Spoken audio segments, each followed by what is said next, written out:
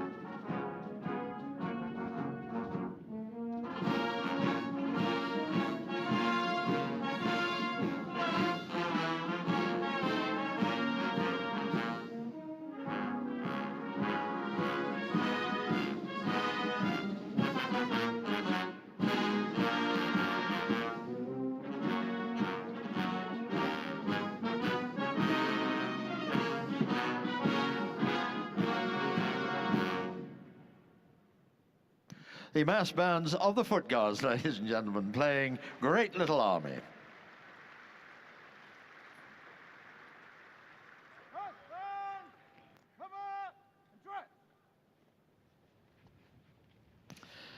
Her Majesty the Queen first appeared on Trooping the Colour when she was Princess Elizabeth as Colonel of the Grenadier Guards in 1947. Since then, she's attended on 38 occasions riding side saddle and wearing the uniform of the regiment whose colour was being trooped. But since 1987, she's attended in a carriage rather than on horseback. Over 1,400 officers and men will be on parade, together with 200 horses, over 400 musicians from 10 bands, and corps of drums who march and play with the same skills as you'll see and hear this evening. Some 113 different sets of commands must be memorized and given at the right moment by the officer in command of the parade.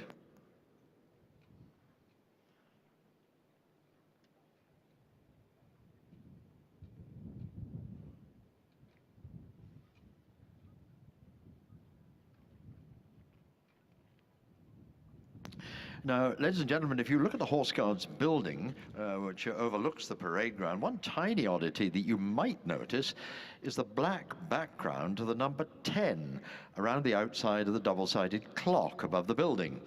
It's more discreet on this side, a bit more obvious at the front entrance facing Whitehall, and it's popularly thought to commemorate the time the last absolute monarch of the United Kingdom, King Charles I, was beheaded outside the banqueting house in Whitehall, virtually opposite the front entrance, at 2 o'clock in the afternoon on the 30th of January, 1649. The great Duke of Wellington, who was the architect of the historic Allied victory over Napoleon Bonaparte at Waterloo in Belgium in 1815, had his office in Horse Guards as Commander-in-Chief of the Army in 1827, and again from 1842 to 1852. He occupied the central room overlooking the archway, and that room is still the working office of the Major General commanding the Household Division.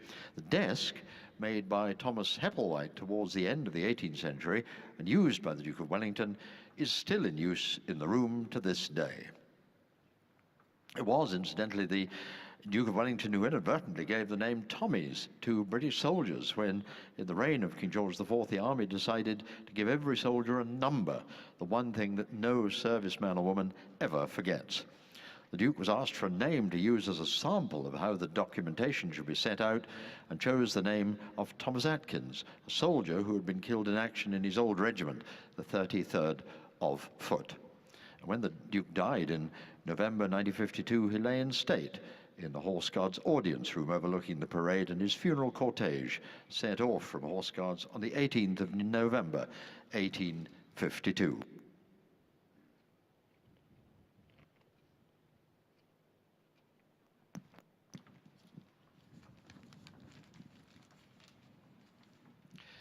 I should say that not all of the Duke of Wellington's edicts met at the time with universal acclaim as he pushed the army to become a professionally trained and motivated force. Nevertheless, he continued to be held in the highest esteem, and when he rode from Horse Guards back to Apsley House at Hyde Park Corner at 4 in the afternoon, crowds would gather to see the old warrior on his way. And so it's entirely appropriate that here on Horse Guards Parade tonight, we shall be celebrating the Household Division Beating Retreat 2017, Summon the Heroes.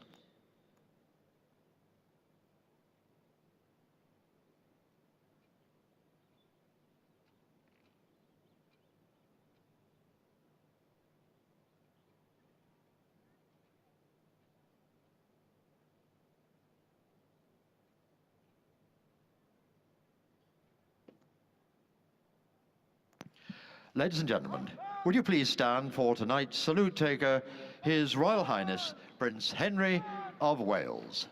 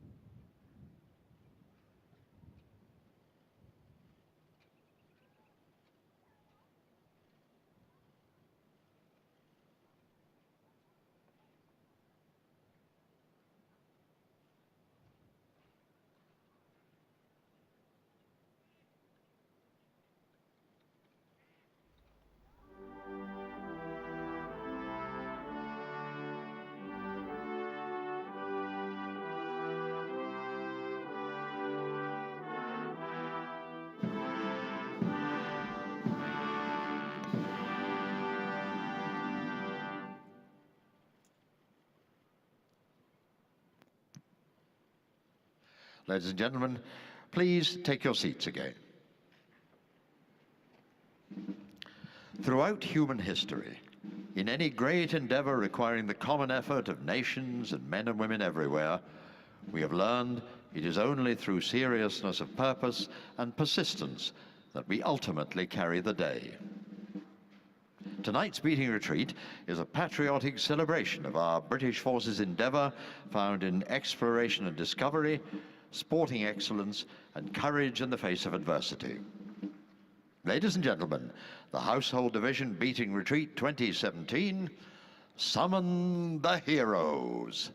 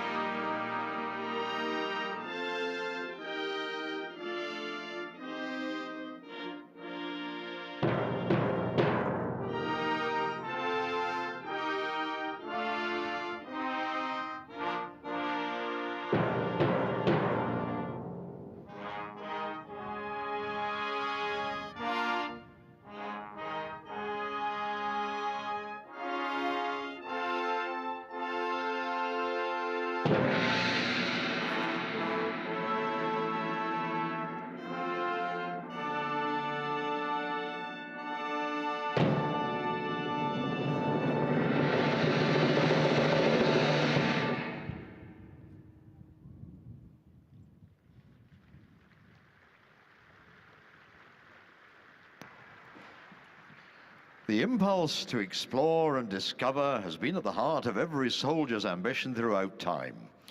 In today's Army, such adventurous training helps to develop core values which sustain personnel through the rigors of operations, exposing soldiers to risk, and through that, developing leadership, teamwork, physical fitness, moral and physical courage, all vital skills of operational capability. The first section of tonight's meeting retreat, Exploration and Discovery, will highlight some of the most extreme and arduous examples of adventurous training and exploration throughout the British Army's history, where daring and groundbreaking service personnel have truly achieved great things. The theme tune to the motion picture Alexander, written by Vangelis, celebrates one of the world's legendary explorers, Alexander the Great, and starts us on our journey of exploration and discovery.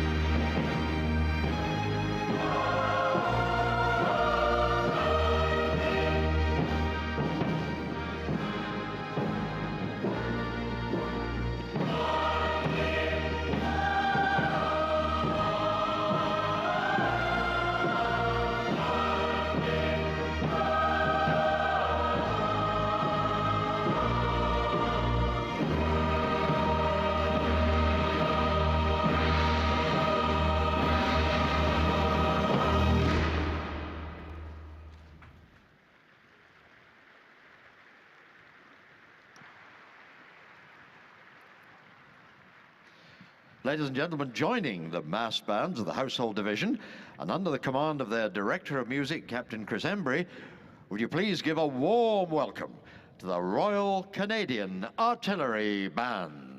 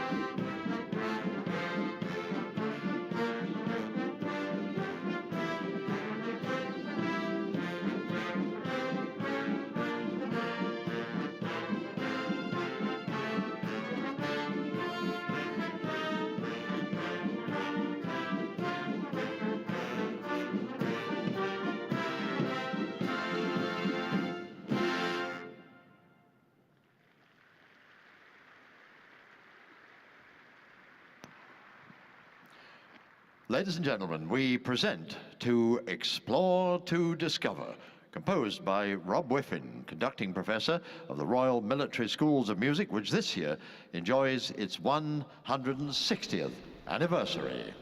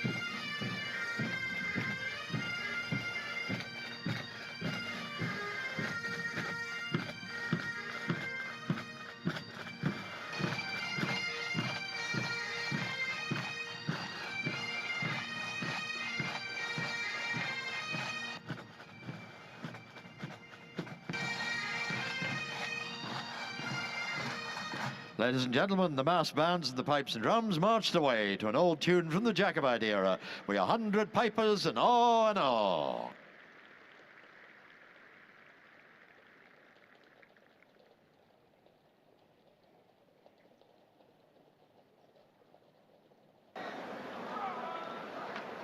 The stadium quietens. The athletes walk forward and settle on their blocks. When I think of answering the question, what is the Olympic spirit?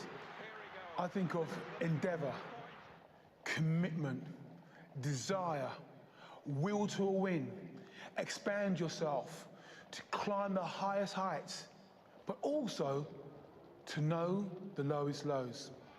I think that the essence of sport is that you learn there is a beginning and an end, that there are boundaries, that there are rules to the game, that there are challenges. It takes skill, commitment, endeavour, hard work, desire to achieve.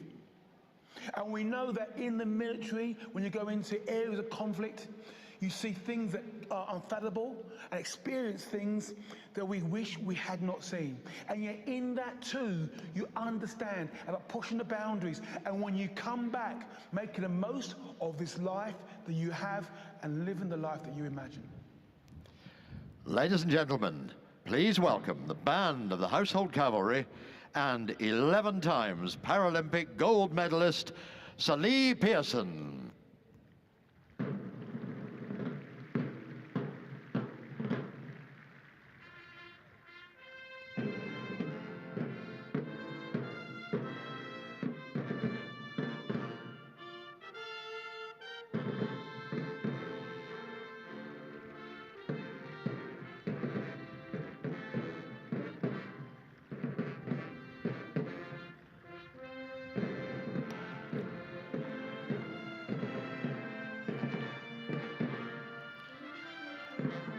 After discovering para-equestrian dressage while watching the 1996 Atlanta Paralympics on television, Sally started riding and has gone on to win gold at every Paralympic Games since.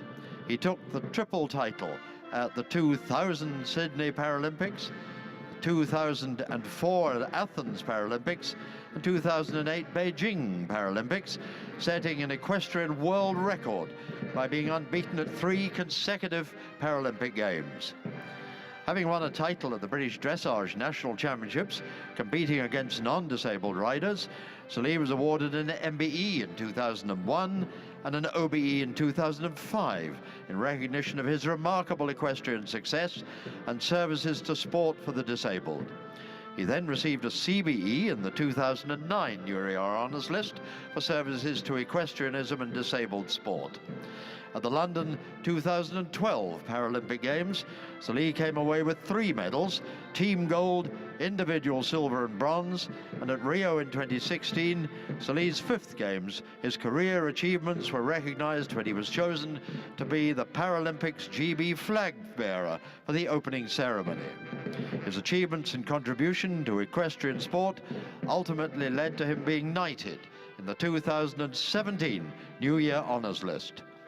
Charity is very close to Sally's heart, and he's an ambassador to Caldwell's Children, the Donna Louise Trust, and the Ayrshire and the Midlands Air Ambulance. Ladies and gentlemen, Sally Pearson.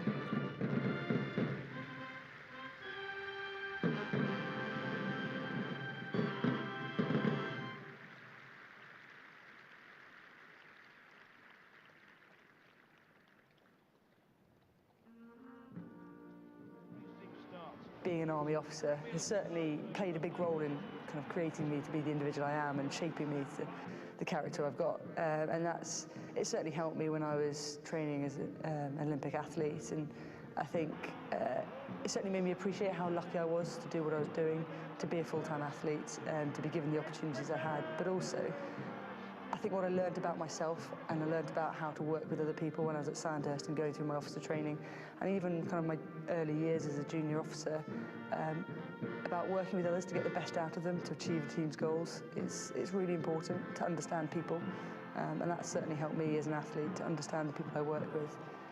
when it comes to endeavour, it's overcoming adversity, overcoming all these things that put in your way, set there to challenge you. But you know what, you can achieve that. And with the Olympic spirit, it's about being a part of something far bigger than an individual. It's the team aspect. But in terms of how important it is for someone who's been injured, hugely. They've had this identity of being a soldier, and they're recreating their identity post-injury, and sport can play a huge role in that. It's not necessarily going to be that they're going to be a sports person, but it's something it's a vehicle they can use to learn about themselves and kind of re-identifying with themselves and creating that new identity of who they are and what they can continue to achieve for the rest of their life.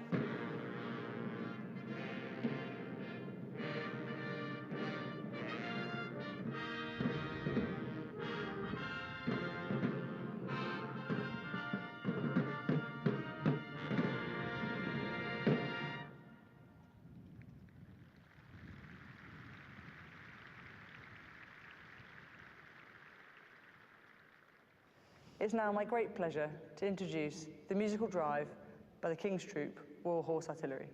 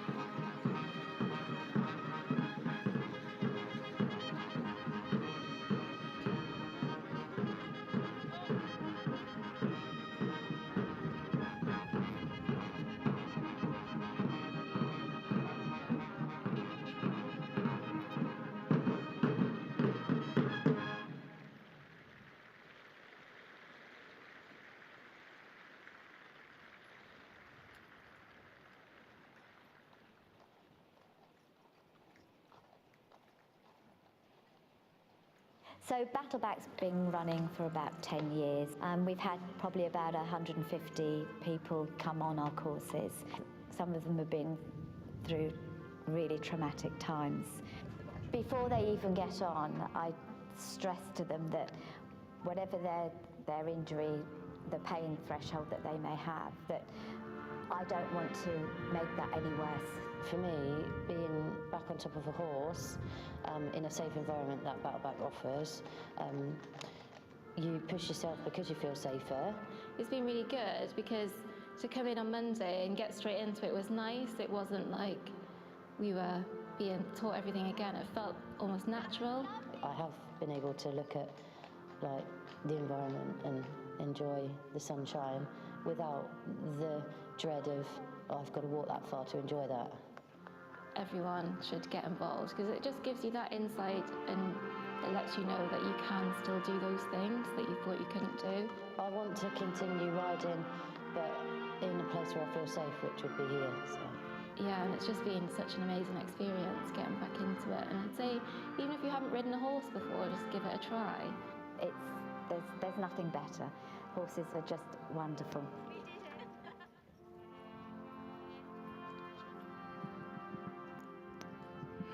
Ladies and gentlemen, please welcome SAC heading Helen Greddington and Corporal Jennifer Yarwood from the 2017 Battleback Equestrian Course and their instructor, Angie Amy.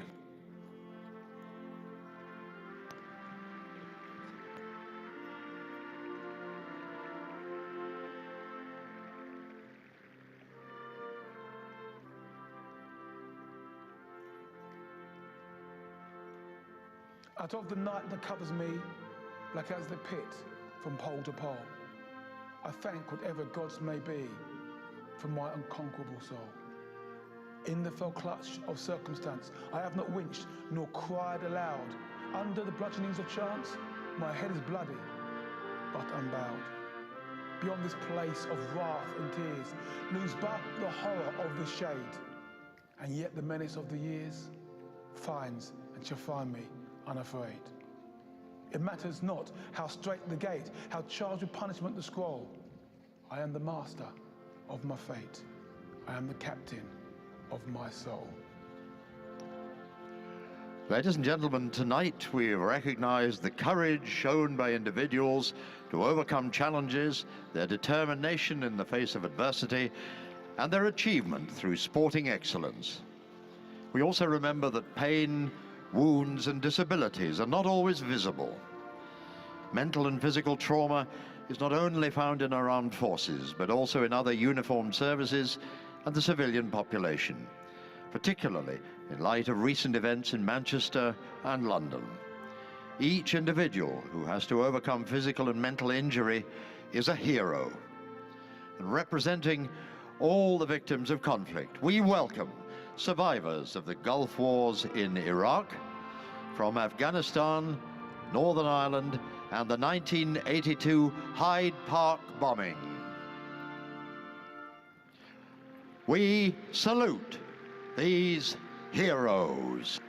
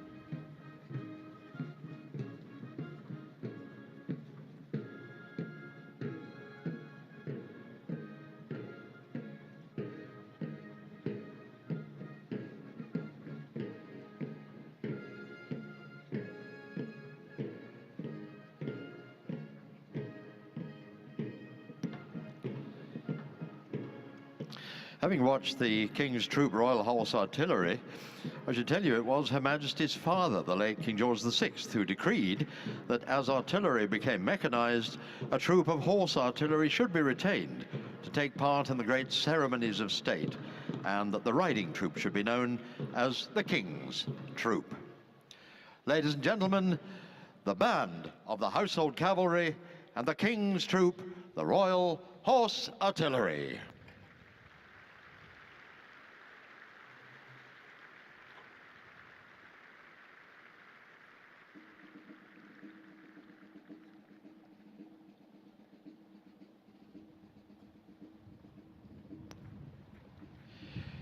The Battle of Vimy Ridge, at the start of the Battle of Arras in the First World War, is Canada's most celebrated military victory.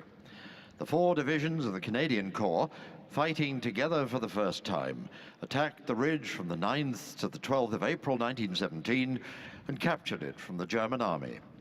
It was the largest territorial advance of any Allied force to that point in the war. More than 10,500 Canadians were killed and wounded in the assault. Today, a towering white memorial atop the ridge honors the 11,285 Canadians killed in France throughout the war who have no known graves. Ladies and gentlemen, commemorating the Battle of Vimy Ridge and heralding the last section of tonight's beating retreat, Courage in the Face of Adversity, would you please welcome the massed bands back to the quick march, Vimy Ridge.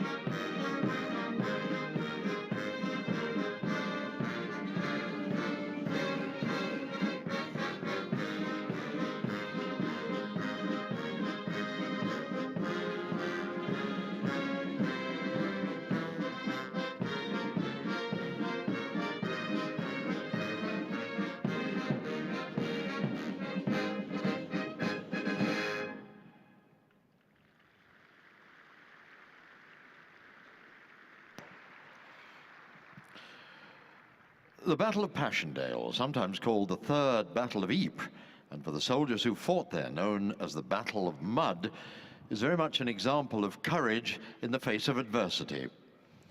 Passchendaele began on July the 18th, 1917, with a heavy artillery barrage lasting for 10 days. 3,000 artillery guns fired over 4 million shells, tearing up the battlefield. This, combined with the heaviest rainfall in the area for 30 years, turned Flanders into an impassable swamp. Tanks sent forward to help the infantry got stuck, while infantry soldiers found movement very difficult. The craters made by the Allied shelling filled with water and didn't allow the men the opportunity to use them for shelter. When Passchendaele was eventually taken in November, the Third Battle of Ypres had been very costly. For the sake of a few kilometers, the British had lost 310,000 men and the Germans 260,000.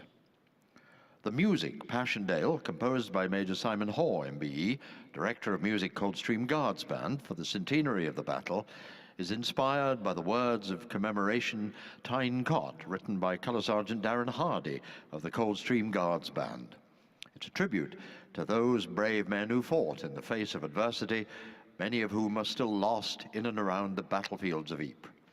During the music, 2 side drums, one Canadian and one British from the First World War, both symbolic of Passchendaele, will be processed through the massed bands and placed on a drumhead altar in an act of remembrance for the men who fought and perished in the mud of Passchendaele. Ladies and gentlemen, Passchendaele.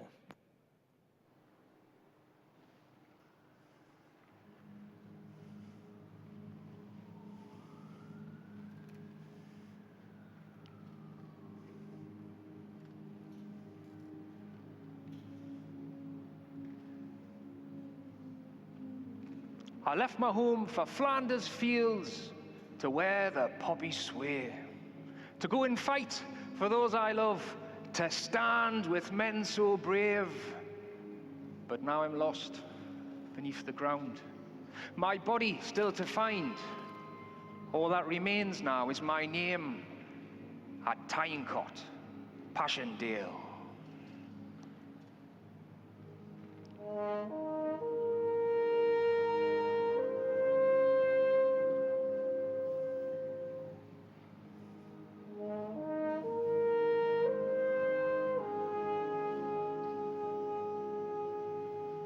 So now I wait in Flanders fields, above the poppies sway, a silent witness of a time that denied me of old age. I sacrifice my future hopes, pray say it's not in vain. My name amongst the legions lost at Tyne Cot, Passchendaele.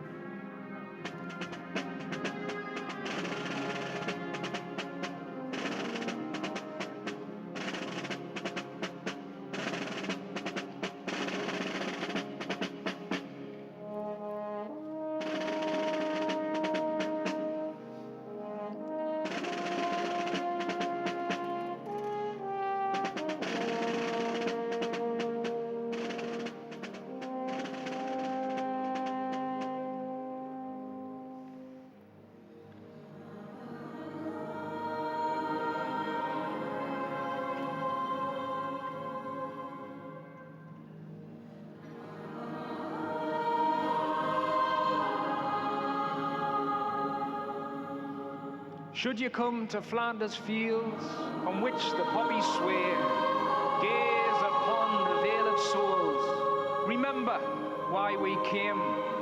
Do not forget what happened here. We gave you your today. Our countless names of sacrifice at Tynecott, Passchendaele.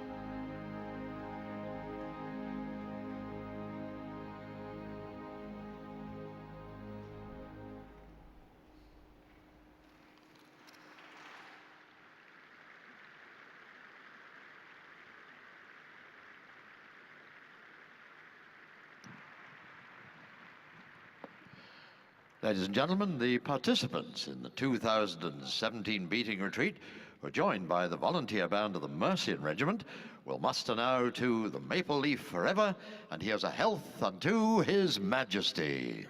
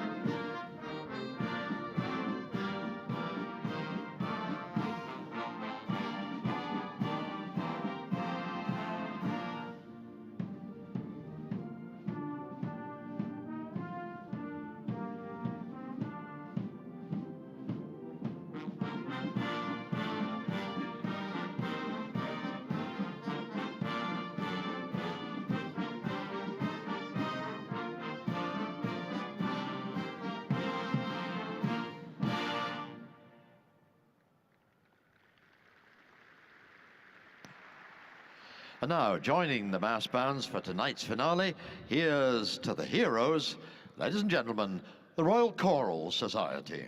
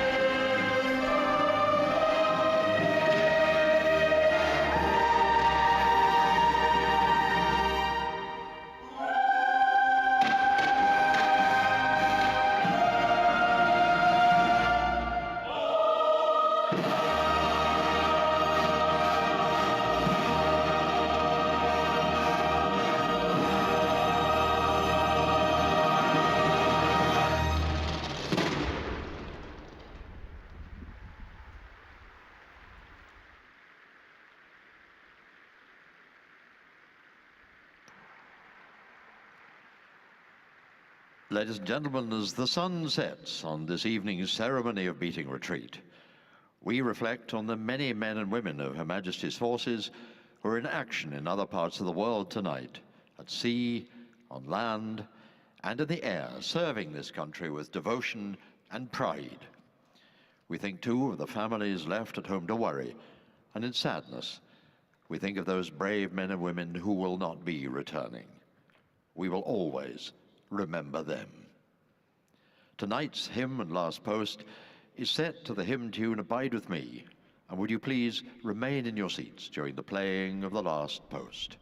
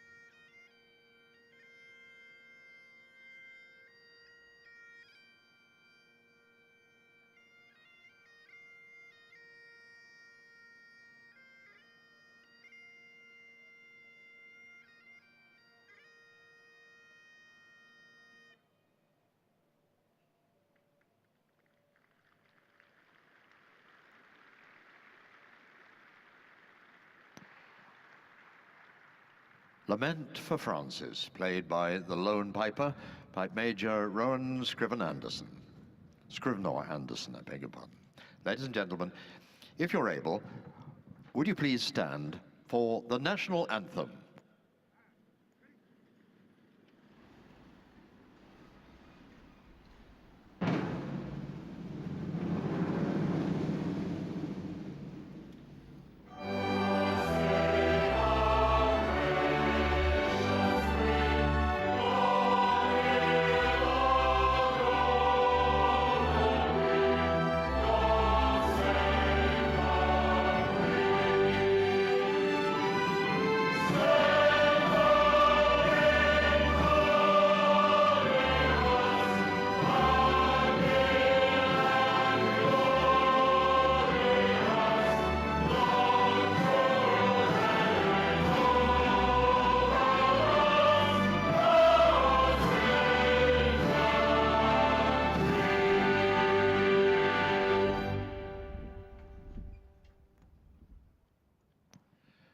Ladies and gentlemen, would you please remain standing as our guest of honor, His Royal Highness Prince Henry of Wales, takes his leave.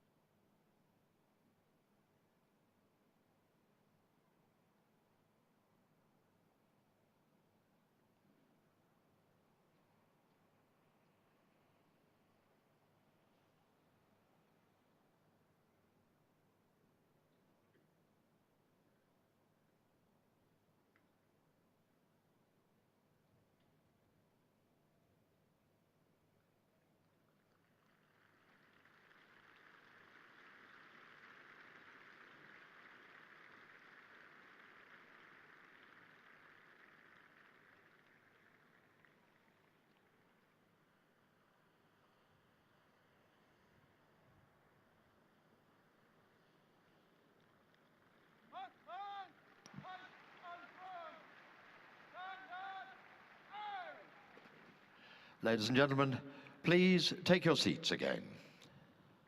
And now the Senior Drum Major of the Guards Division, W2 Scott Fitzgerald of the Coldstream Guards, will march forward, as is traditional on a military parade, to ask permission from Major General Ben Bathurst, CBE, General Officer Commanding London District, and the Major General of the Household Division, to march the bands off parade.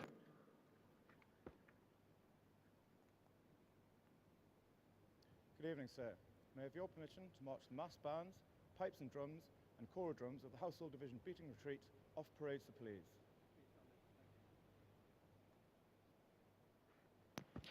In a moment, the cast will take their leave to music conducted by the Senior Director of Music of the Household Division, Lieutenant Colonel Kevin Roberts. And they'll play Scotland the Brave, then the traditional Return to Barracks Black Bear, Children of the Regiment, and finally, that most appropriate of tunes for this occasion, written in 1931 by Horatio Nichols, When the Guards Are on Parade.